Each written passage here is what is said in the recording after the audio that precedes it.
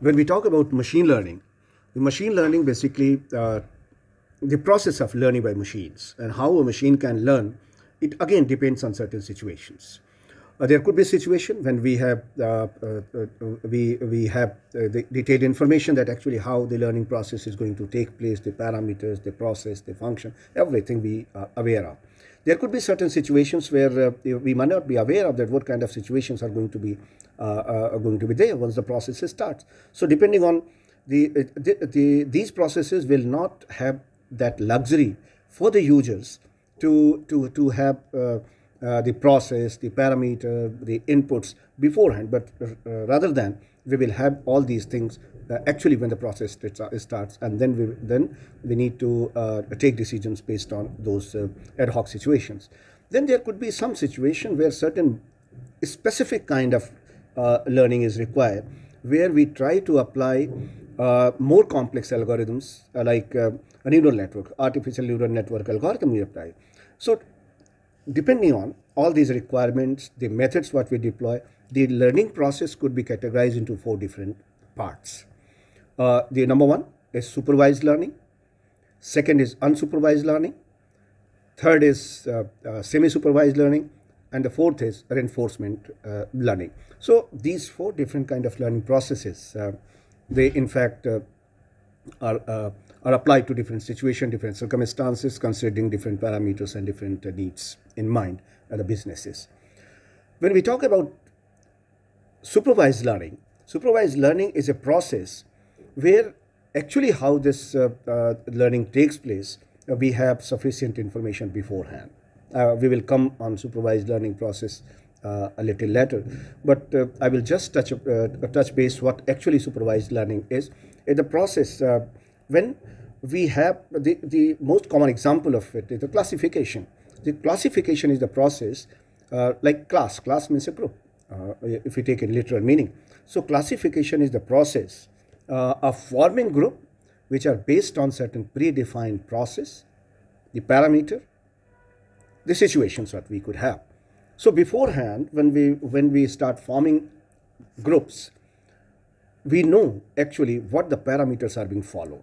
So what the outcome is going to be, we are aware of. Like in an academic institution, there are a number of students who take admission. Now, once they take admission, when the time comes to start the classes, you cannot put 200, 300, 400 students in a class to teach, because then when we come to the unsupervised learning, one of the most sought after example of unsupervised learning is clustering. What happens, as we discussed in the process of classification, when we form group, there are parameters, there are a process which are well defined, and based on that we form groups. In contrast to this, when we talk about unsupervised learning, it itself indicates from its nomenclature, the unsupervised means there is nothing like supervised if we do not have sufficient information as how these groups are going to be formed. Still we have to form the group.